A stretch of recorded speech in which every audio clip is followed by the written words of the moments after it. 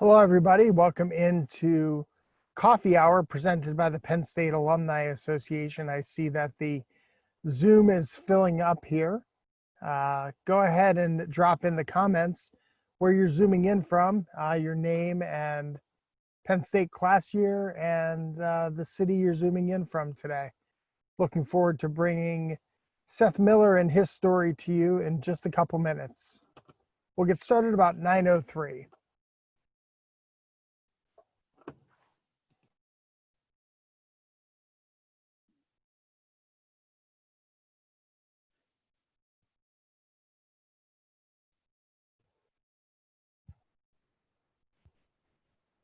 Once again, I see the Zoom room is filling up here, over 20 participants now.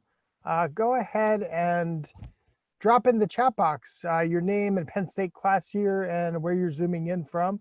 It will be great to see where people are joining us from today for this relaunch of Coffee Hour. Looking forward to bringing Seth Miller and his story to you, talking about the great work that he is doing with the Innocence Project of Florida. And we look forward to that in just a couple minutes. We will get started around 9:03. I'm seeing Tallahassee is well represented in the Zoom room today. Bill Nepper from the class of 1970. I say well represented because Seth Miller is also joining us from Tallahassee, Florida as well. I see Sarah Dyer, class of 2003, living right here in State College. Shippensburg is represented by Bennett Swartz. Bennett is class of 2017. Welcome in to the Penn State Alumni Association Coffee Hour.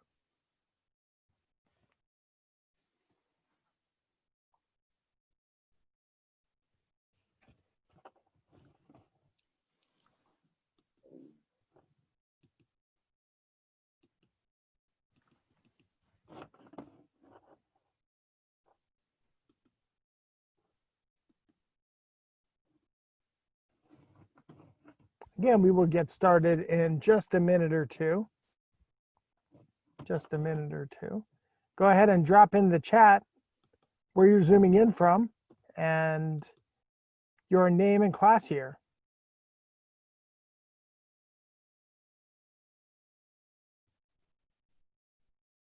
I see Dave Lucas from the pizza capital of the world, Old Forge, Pennsylvania, class of 96. Terry, as always, joining us from Atlanta, Georgia, class of 66. I feel like I was in Atlanta last night. I zoomed in to their freshman send-off event that they had for all students from Georgia who are coming here to Penn State. Got a chance to meet a couple of the members of the class of 2024. Ann Huston, class of 82, is from New York. Tom Smith, 8991, from West Michigan. John Mccollishan from the class of 2000 is joining us. John, I hope I got that last name right. My Northeastern Pennsylvania roots might have helped me out there with the ALYS combo there.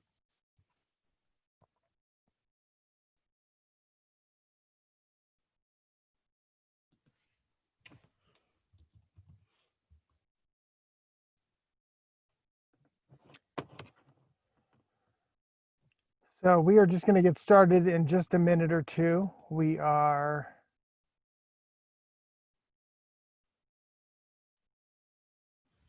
trying to get things going here.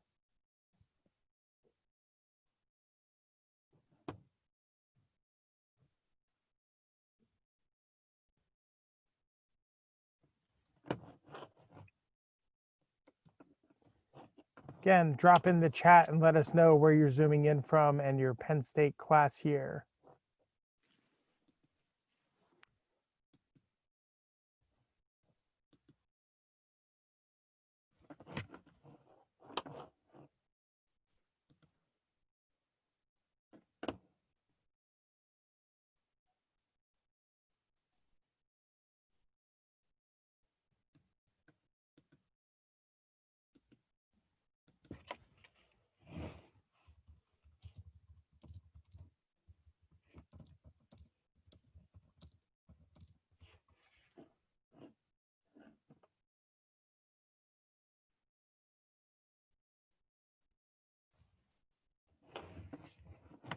All right, I see that we are now live.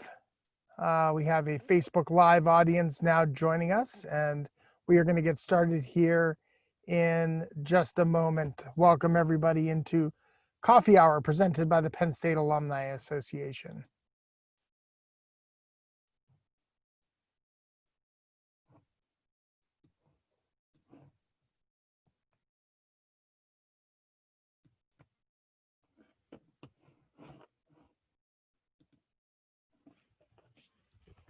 Where else would you rather be than a Zoom full of Penn Staters? I'm Paul Clifford, CEO of the Penn State Alumni Association, and welcome to the relaunch of the Alumni Association's Coffee Hour. Each week on Coffee Hour, you can expect to hear the voices of Penn Staters talking about what they're passionate about. You can also expect to feel the pride and the power of the Penn State Network. We are recording this session and we will be sharing it on our website. You can find that at alumni.psu.edu. Today, we are going to attempt to unlock the truth. In fact, that's what our guest does every day as the executive director of the Innocence Project of Florida. I'm excited to welcome Seth Miller to Coffee Hour. Welcome, Seth. Hey, thanks, Paul. Glad to be here. All right, I'm going to brag about you for just a second here. So Seth is a 2001 graduate of Penn State with a political science degree. He earned a law degree from Florida State in 2004, where he still teaches post-conviction remedies as an adjunct professor in their College of Law. That probably made for an awkward 2005 Orange Bowl, I would imagine. Classmates great. It was great. Yeah, it was great.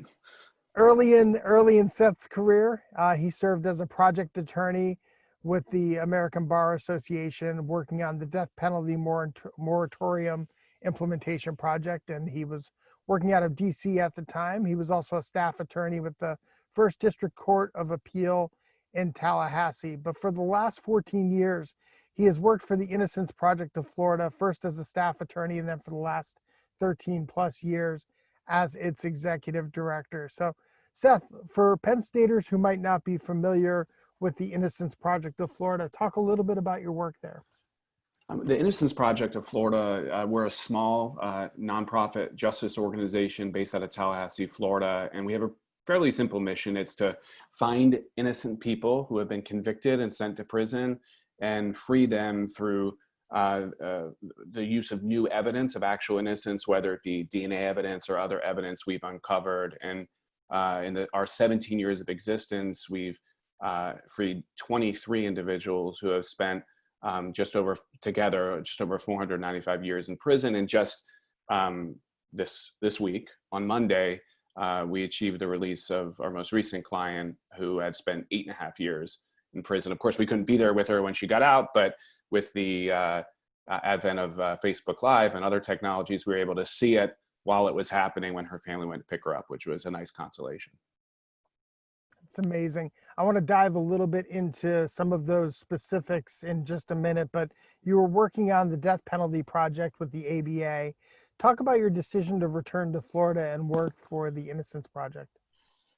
Well, I was doing policy work in DC, and it was a lot of research and writing. Like I'm a death penalty abolitionist. I don't believe we should have the death penalty. However, the ABA takes a position that because there are inherent inequities and risks of executing an innocent person, for example, that they take the position we should put a moratorium on the death penalty until we can get those things right. So I was doing research into what many different states were doing in their administration of the death penalty. We put out these amazing reports. It was great work. But what I really wanted to do was represent people. And so when our project, the Innocence Project of Florida, got a big grant to hire 2 new staff attorneys, I had interned at that project in law school, and my old boss called me up and said, Seth, do you want to come down and be our first staff attorney? And I never imagined that I would return to Tallahassee, Florida, out of all places. But it's a very nice place to live and to have an opportunity to do a job representing people, doing justice-driven work. I really couldn't pass that up, particularly in a place like Florida where the need's great. So you've returned back to Florida, you're a staff attorney, And then about 14 months later, you find yourself as the executive director of the Innocence Project. And so, talk a little bit about what the day-to-day work of the executive director looks like.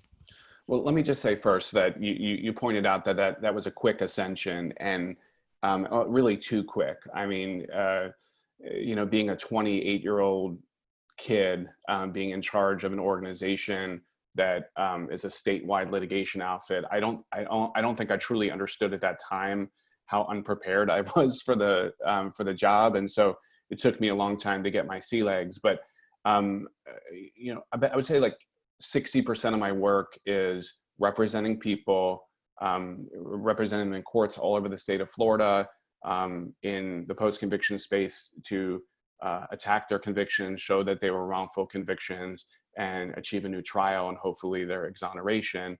The rest of my work is related to the administration of the organization. Obviously, as a nonprofit, I have to raise a ton of money, and I have people on my staff that do that, but I coordinate all of it, meeting with high-level donors, much like development people who are in all the different colleges at Penn State. But I also do a ton of speaking and teaching and training of lawyers in order to help particularly public defenders and prosecutors do better at their job on the front end so we can prevent wrongful convictions. And it will make my work hopefully obsolete someday. I doubt it, but that's the goal. So I'm going to say a couple names to you and ask you to share a little bit about their stories.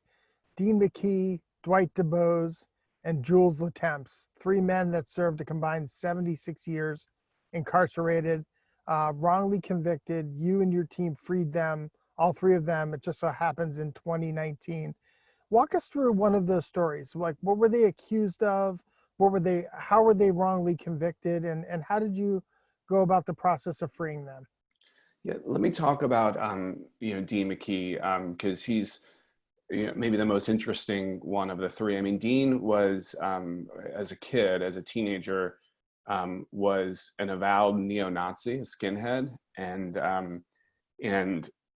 like he was really involved with the skinhead movement, which was a burgeoning movement in the Tampa Bay area back in the 80s, and him and his brother. And one night, they were coming home from bars in Ybor City, and they stopped to urinate at a museum. And on the steps of the museum was a black gentleman who was homeless, who was just trying to go to sleep on a mat in front of the museum. And an altercation ensued, and his brother murdered the man. The brother stabbed the man.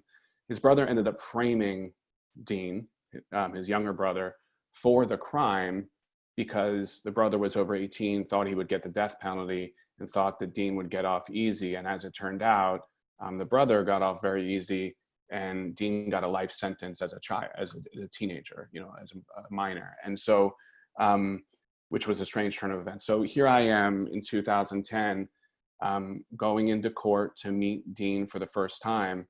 And, I'm the grandchild of Holocaust survivors. I have like no idea whether, this guy is still a skinhead, but my job is to represent him irrespective. Like I'm not going to judge him about that. If we have evidence of innocence, which we were able to develop at that point, I'm going to represent him and do it to the best of my ability. As it turned out, he had grown up in prison, right? He had grown out of that. He had realized, he met tons of different types of people in prison and learned to speak Spanish, realized that, those people were not who he wanted to associate with or be like. He was actually a really great person. So it took the edge off a little bit in that respect. We found DNA evidence under the victim's fingernails that demonstrated that his brother committed the crime. And we were able to, through investigation, find a bunch of his brother's old girlfriends or wives who had intimated that the brother had actually confessed to the crime and confessed to framing Dean for the crime. So we brought all of that to bear in a legal proceeding, and a judge overturned his conviction, and he was released. And after about a year of the state deciding whether they were going to, let the case go, they finally did let the case go, which led to his full vindication. That's amazing. A lot going on with that story there in terms of not only um, the daunting task of going about and finding that evidence and actually proving somebody to be innocent, but also kind of the personal struggle that you had, given your background and his background. That it had to be at least an initial kind of internal struggle for you. Yeah, it's weird. I mean, you know, I talk to my parents all the time and my siblings all the time, and you know, I say things. They say, "How's work?" I'm like, "Oh, you know, I'm representing a Nazi," and you know, their heads kind of explode at first. Right. And so, but as it turns out, I try to imagine that people, can be redeemed. People aren't, the person who they were in their worst moment or on their worst day. And as it turns out, this is a really good person. And me as his Jewish lawyer, and one of my colleagues who is his Black parole specialist, you realize that people are just people, and that when we see, for example, injustice, we want to help you no matter who you are. And you need to judge people for who they are personally, not by stereotypes that may be associated with the groups that they belong to. And so, as it turns out, he's this wonderful person. My parents, he lives in St. Pete, and my parents, when they're in the area, not during the pandemic, they meet him for lunch, and everybody's all very happy. And he's doing great. He is a tremendous artist and opened a tattoo shop, and we helped him do that, and which is now open again. It was closed for a while in the beginning of the pandemic, and he's doing great. His business is doing well, and after 30 years in prison, his whole adult life up to that point of being released, he got married, and he's moving on with his life and living well. So some of the things that you just mentioned there have sparked other questions as I was preparing to talk with you today. I came across actually some of the policy work that you and your team have done, and in particular over the past couple of years, the work that you've done on eyewitness testimony, and the work that you've done to actually help those who were incarcerated to actually get back on their feet and be compensated for that time where they were in jail and wrongly convicted. And so talk a little bit about, my first question is, what leads to somebody being wrongly convicted? It's a great question, and there's not a lot of upshot to the epidemic of wrongful convictions in America, but the one upshot is that we have with over 2,600 known exonerations in this country since 1989, we have a data set, right, a catalog of these cases where we can look towards commonalities in the cases, try to figure out what actually causes wrongful convictions. And through that work, we've identified a number of causes. The leading one is the one you just mentioned, which is eyewitness misidentification. We know now through DNA testing that people who confess to crimes or pled to crimes, can be innocent. They do so for reasons that have nothing to do with guilt or innocence. Sometimes it's coercion during interrogation. Sometimes it's just being under the thumb of the state where they might get a death sentence, and they want to save themselves because they know that if they're convicted, they will get sentenced to death.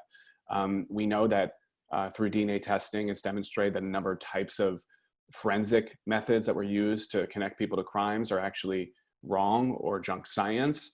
And we know that there's bad defense lawyering, police and prosecutorial misconduct. And so, when not every case has all those things, but a lot of cases have most of those things. And when you put it all together, it's really a toxic stew that will lead to wrongful convictions. And we see it in all of our cases. So eyewitness evidence is sort of the low-hanging fruit. And we spent many years trying to get the Florida legislature, and they finally did in 2017, to adopt prescriptive measures for how we would go about collecting eyewitness evidence in every case for all law enforcement agencies, to make it more scientific, more based on best practices that demonstrate reliability, in order to remove influence, the possibility of influence from those procedures. So for example, normally it would just be they put a bunch of people in a lineup and say, we have a suspect, do you see the person who committed the crime? And that's really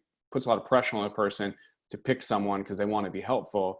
And of course, it's usually the the investigator who's leading the investigation, who knows who the suspect is, leading the procedure. So what Florida has now adopted through our work is to use an independent administrator, someone who knows nothing about the suspect or the case, to tell the person that the suspect may or may not be in a lineup, and you don't have to pick if you're not sure, to take a confidence statement. So if the person wasn't confident, but then comes into court later and says, you know, that face is seared into my brain, I'll never forget it, we can try to assess what happened in the interim to inflate that confidence.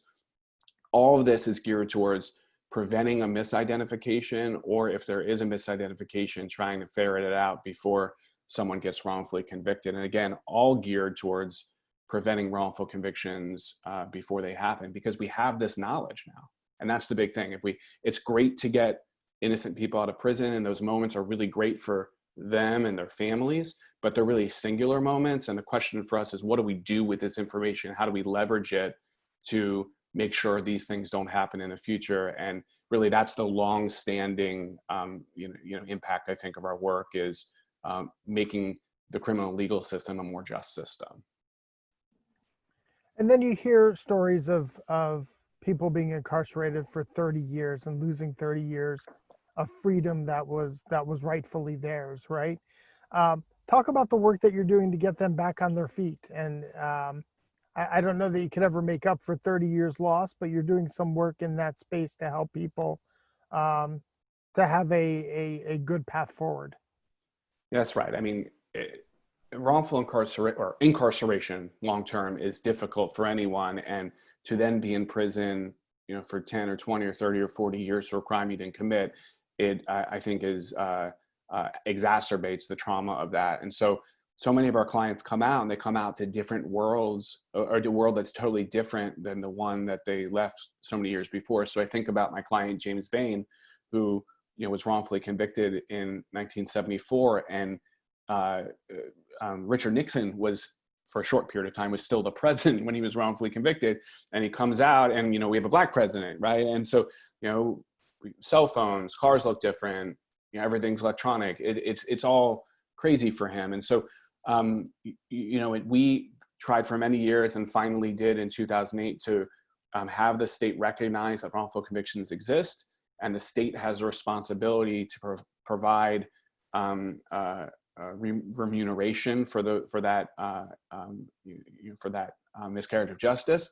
And they finally passed a compensation law which provides $50,000 a year for each year of wrongful incarceration, access to university or college tuition waiver, some other things as well. And it's not enough. I mean, it's not enough money. I mean, I don't know that any of us would willingly spend a year in prison for $50,000, but it's better than nothing. And the hope is that we'll be able to improve that.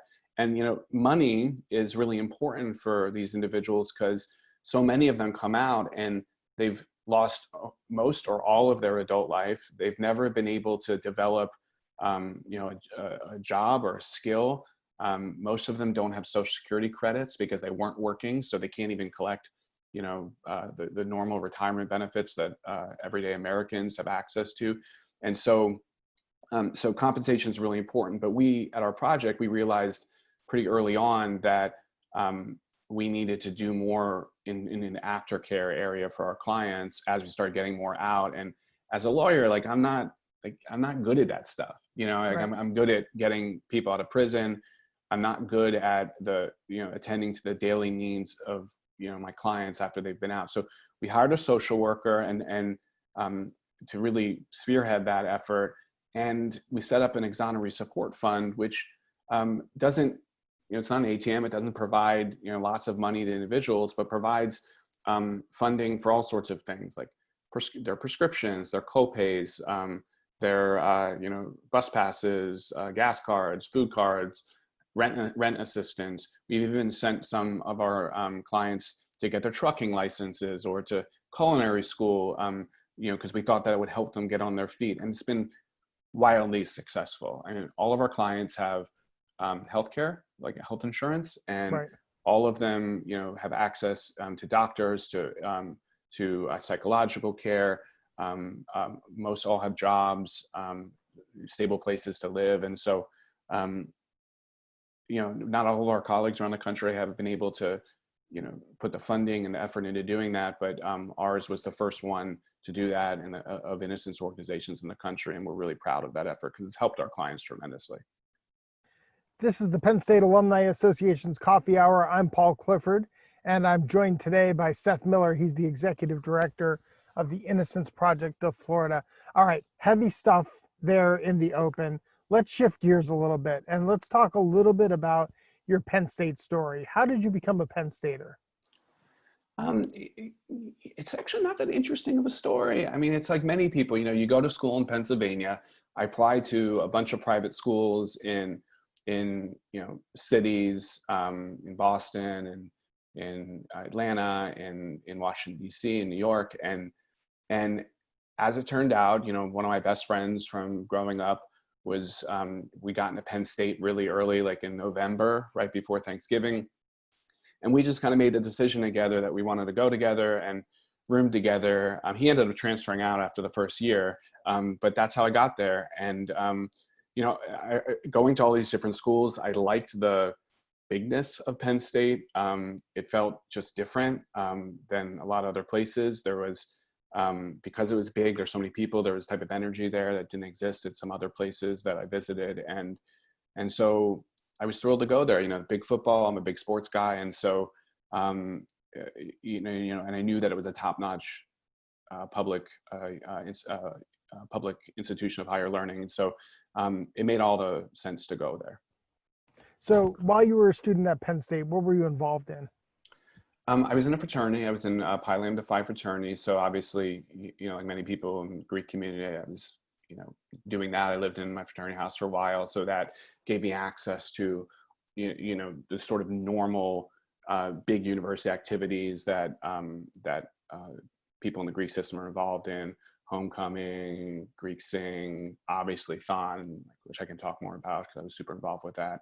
But I played intramural sports. I was a wrestler growing up, and so I did intramural wrestling and intramural soccer and football and softball and things like that. So I just tried to keep busy doing all sorts of stuff. But really, Thon was the big university-wide activity that I was involved in. Here's my 2001 Thon mug when I danced.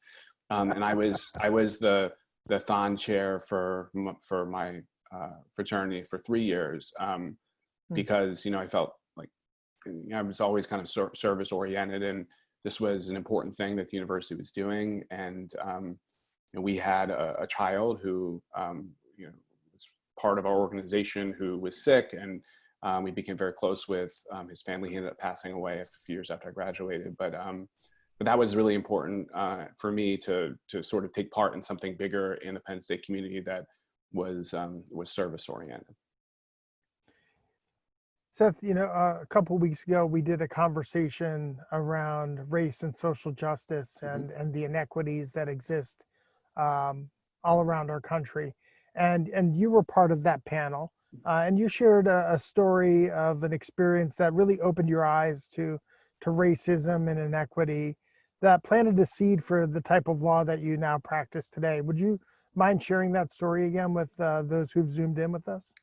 Yeah, and so it's a very weird thing because when you're like a white person in a very lily white setting like Penn State, you sometimes don't realize how homogenous it is, right? And so I'm sort of embarrassed to say that it took me most of my Penn State career to realize that for many people who were people of color, particularly Black folks, at Penn State, it was not an inviting or welcome place. At least that's how folks felt. And one day I'm just like walking, back to where I was living, and I realized there's this mass of people on Old Main Lawn, and individuals were speaking on the top of the steps at Old Main about their struggle for racial justice at Penn State. At the time, there were a series of death threats against Black student leaders and Black caucus. The university was not fully responsive to the needs and concerns of those students. And of course, there wasn't as good of an effort as there could be to recruit faculty of color and students of color to the university to make it a more diverse and inclusionary place. And so, there was a series of issues that these folks were raising that just standing there listening made total sense to me.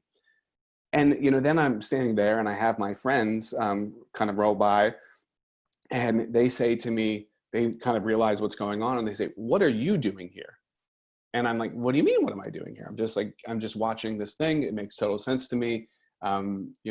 We should be doing more to, give these students who their lives have been threatened at our university the same safety and security and opportunity that all of us have. And, my friends just kind of said to me, well, like, they're only here because of affirmative action. It's like like a racist trope. And I realized in that moment that, holy moly, like the people that I've been hanging out with for 3 years, have these views that are so anathema to, like, I have a visceral reaction to them. They piss me off.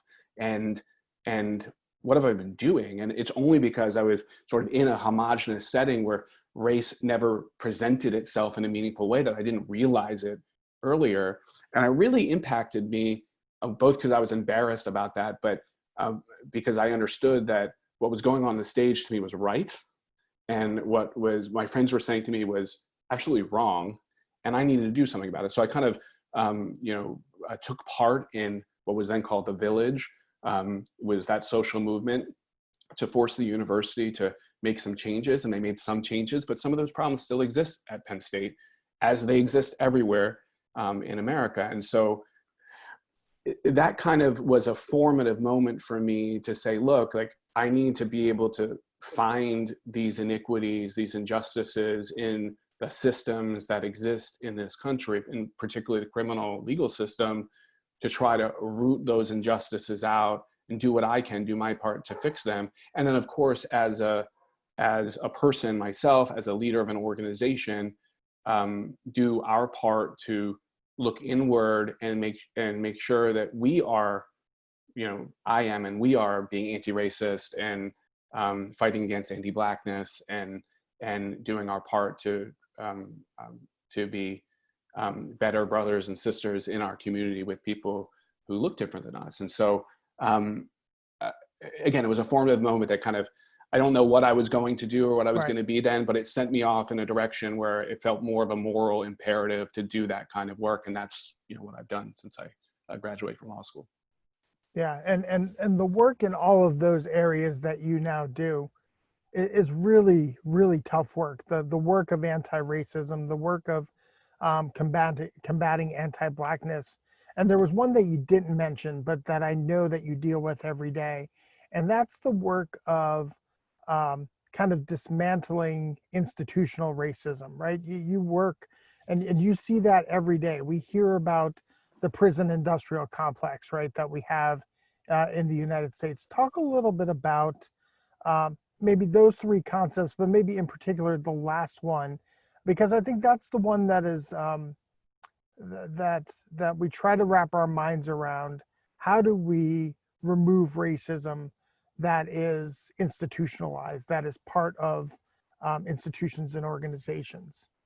I mean, the first thing we have to do is recognize that and concede that it exists. And so, I would commend to people to read a tremendous book, The New Jim Crow by Michelle Alexander, which really talks about how we went from very overt forms of racism in the time of Jim Crow and the time of segregation, whether it's lynching, fully separate, public accommodations and rules and laws for Black people in the South, and when that was outlawed in the Civil Rights Act and other laws and Supreme Court decisions, we took the overt racism and we hid it in covert ways in laws to make, and in institutions to make it still exist and work in the same way, just make it a little harder to see, a little harder to ascertain. And we see that in our, in the way we criminalize certain conduct, in the way we over sentence, particularly in drug crimes for people of color. And so what we have is communities that represent very small proportions of our population in the United States that represent more than half of the people in prison. And for many crimes, it's not because those communities commit crimes at greater rates or such greater rates than other communities, but it's because of the way we've designed the laws. It's because of the way those communities are policed. It's because of the way those cases are prosecuted, and the way that people are sentenced by judges. And the real problem is that the people who are elected into those positions to make those decisions at all those stages are generally not people of color. And so there's, I think, a desensitization to the impact of these issues on people of color. I think that's changing. I think we're in a moment now where we're beginning to see it and recognize it and concede that it's real. And once you can concede that it exists and is real, then you can begin to do the work towards dismantling it. But we still have some way to go in even recognizing that there's a problem, because I do think that folks believe that because we elected, a Black person to be president of the United States, that racism is over, and it's not. Right. We have so much more work to do, and that ascension of an African-American person to the highest office in the land is in spite of all the institutional barriers that exist, not because they don't exist. And so there's a lot more work to do.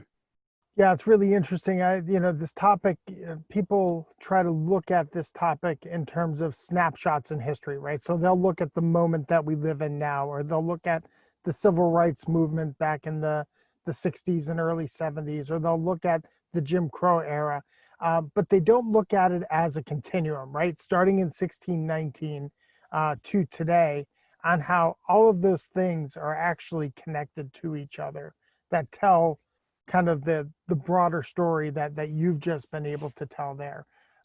New York Times, for people who are listening and interested in this topic, New York Times did a great project called the 1619 Project, really eye-opening work on how the economic structure in the America at that point in America in 1619 has continued to kind of weave some of these inequities and injustices, and why the fight for social justice has continued over the past 400 years. And so, but to look at it as one snapshot in time, I think it's kind of an overly simplistic perspective on a bigger problem. And until you have that kind of full view of the big problem, you can't fully understand how to dismantle everything that you've just talked about. Yep. You've been a forum speaker at Penn State. You've been featured on WPSU. You've been featured in the Penn Stater magazine. You were named as an Alumni Achievement Award recipient. What does that recognition from your alma mater mean to you? I mean, it means a lot. I will say that, people who are doing work in the trenches at nonprofit legal organizations, it is naturally thankless work, and there's not a lot of recognition, both in, things that are personal like compensation, but also with awards. It's like big firm lawyers who do like 50 hours of pro bono work who get all the awards, not the people who are representing indigent people every hour of every day of their life. And so for a place like Penn State, where I spent 4 years, where my whole family, my brother and sister graduated from there, I met my wife there, for a place that's really special to us as a family, to recognize the importance of the work I'm doing feels really good. And so, and really, it makes me want to continue doing the work, but I want to continue doing the work because, my clients, people are in need, and there's so much work to do. And so it's a little bit of extra oomph that helps me keep going every day. Yeah, what I've noticed about some of the background work that I've done to prepare for this, and just in our interactions that we've had, your focus is never on you. It's on the work. It's on the people that you're helping. And that is refreshing. Yeah, it's the people like you in the trenches that deserve to be recognized for this great work that you are doing. This is the Penn State Alumni Association's Coffee Hour. I'm Paul Clifford. I'm joined by Seth Miller. He is the executive director of the Innocence Project of Florida. There is a Q&A tab in the bottom. If you are joining us on Zoom or if you are watching on Facebook Live, you can drop a question in the comments. If you have a question for Seth, coming up, we'll have a question and answer session. I see a couple questions have come in already. We will get to those, but we're going to have a little bit of fun right now. We're going to go through what I call our lightning round. I'm going to just throw some topics at you and just give me like quick hitter answers. And so I'll start with the real easy one. It's a hot debate here at Penn State. I don't know if it was when you were here. Sheets or Wawa? Yeah, I'm from Philadelphia. Wawa. Wawa. Okay. What was your favorite class while you were a student at Penn State? Social 119 with Sam Richards. Okay. All right. Well, then I'm going to assume that that's the answer to my next question. One of your most memorable or favorite faculty members? Yeah, definitely Sam Richards. I failed to mention him. He's also important, on my formative track. So thank you, Sam. Favorite spot on campus? Probably the Palmer Museum. It's Palmer Museum, right? By the Forum, really nice museum, and so I love that place. It's great. Okay, so we hear stories all the time of people being in Red Square in Moscow and someone yelling "We are." What is your most unusual "We are" encounter, or your most unusual kind of Penn State moment?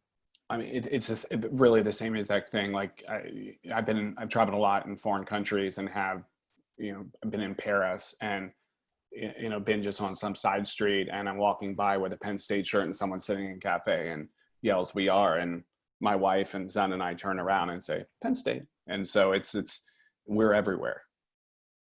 Absolutely.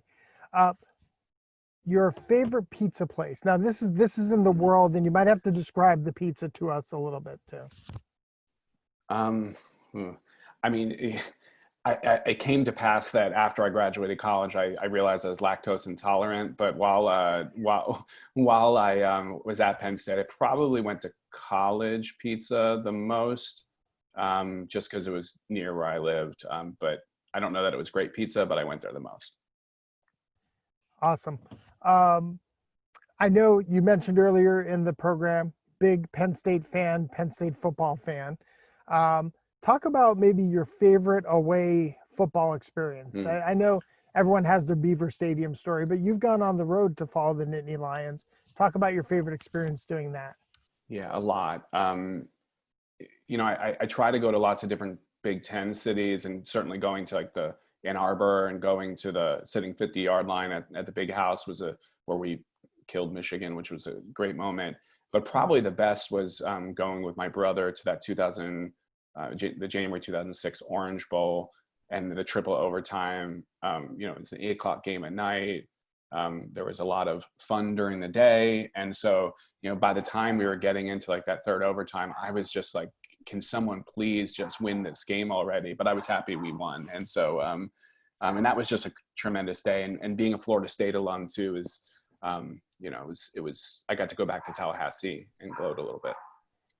That's awesome. My dad and I went to that 2006 Orange Bowl game as well, and have great stories. We were in Florida for less than 36 hours for it. And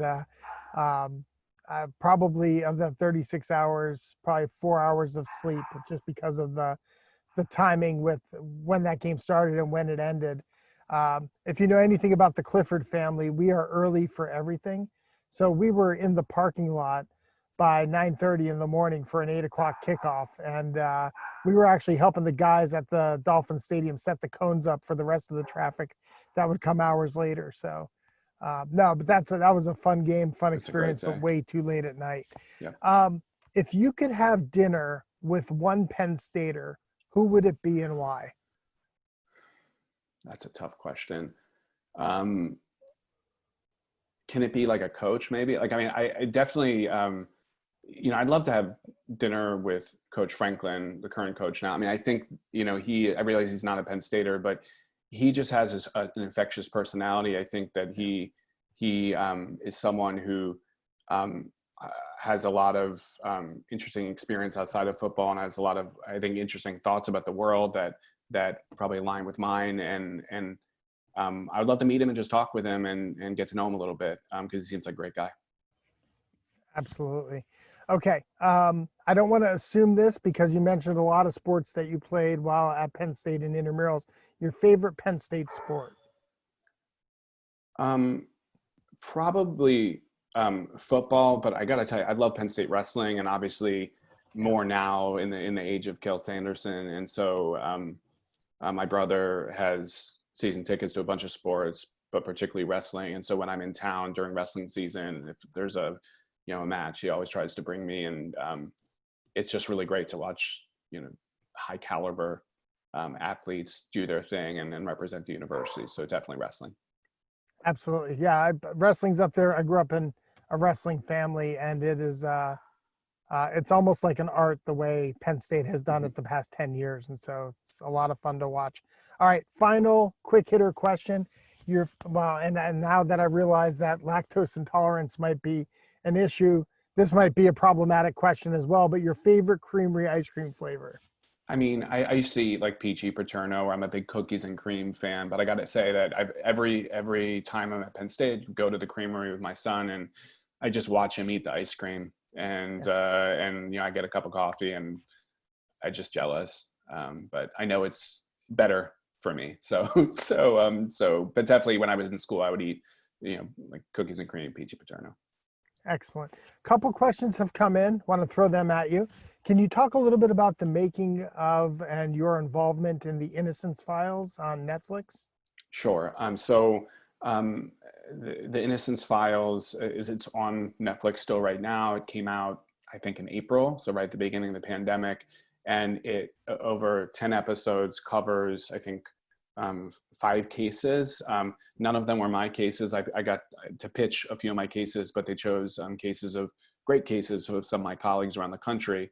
And the importance of the Innocence Files, like Making a Murderer before it, and some of these other widely released movies or series that deal with wrongful convictions, is that they've taken something that not a lot of people know about, and brought it to the masses to help initiate people into the problem of wrongful convictions, and make them want to do something about it. And so particularly with Making a Murderer, I mean, I think like 20 million people or something watched both seasons of Making a Murderer, and it really changed the public conversation about wrongful convictions. We got to be able to move past whether these things exist to move into what are we going to do about them now.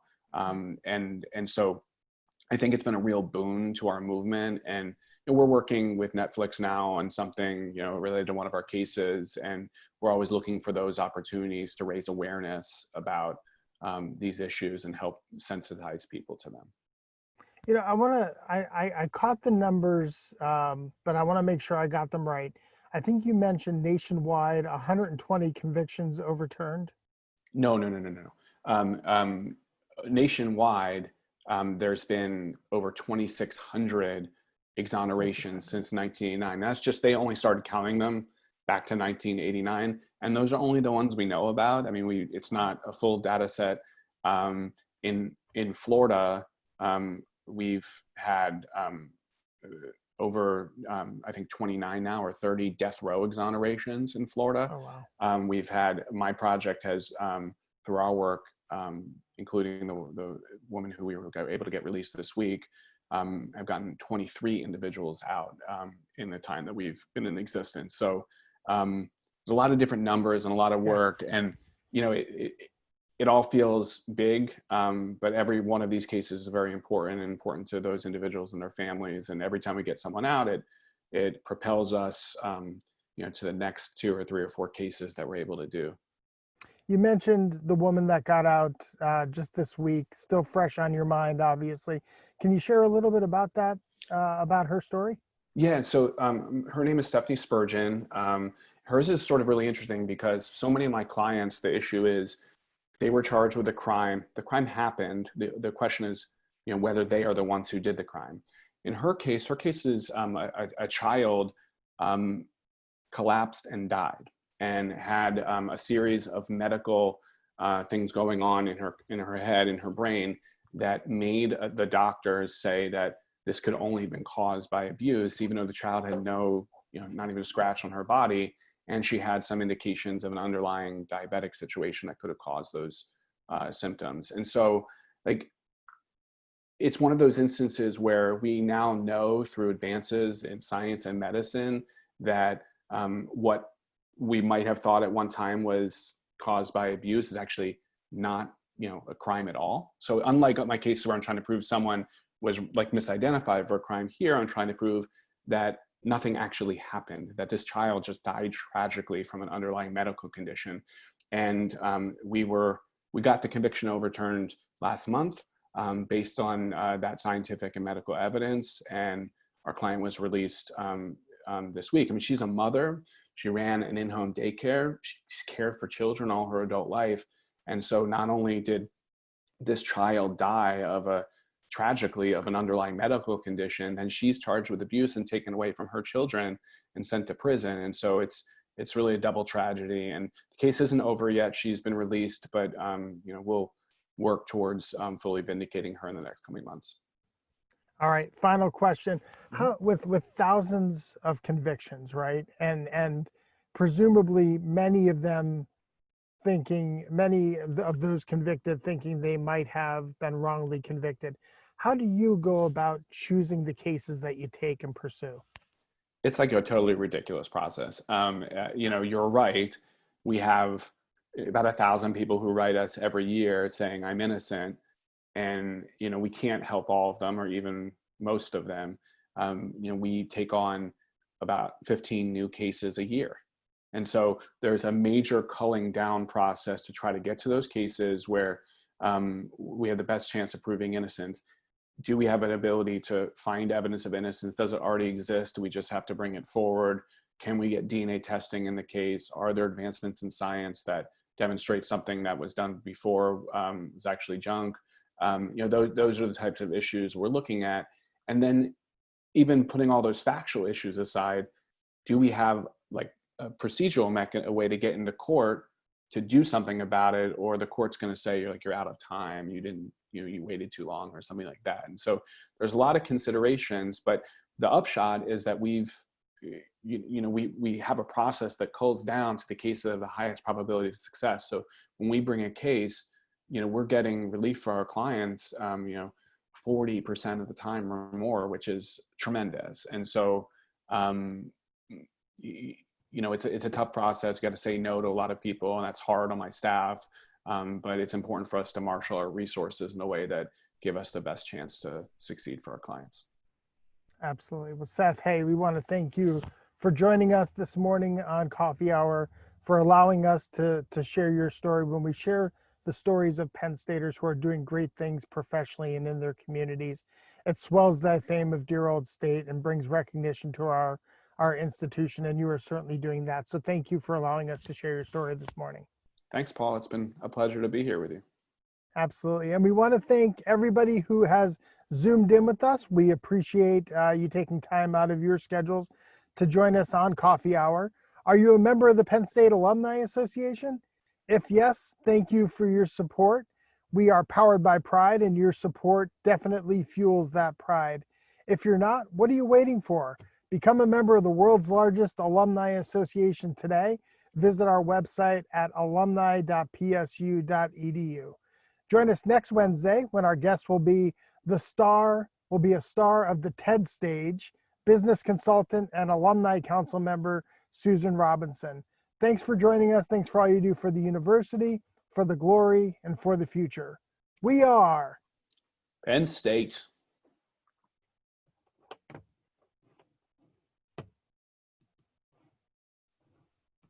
All right.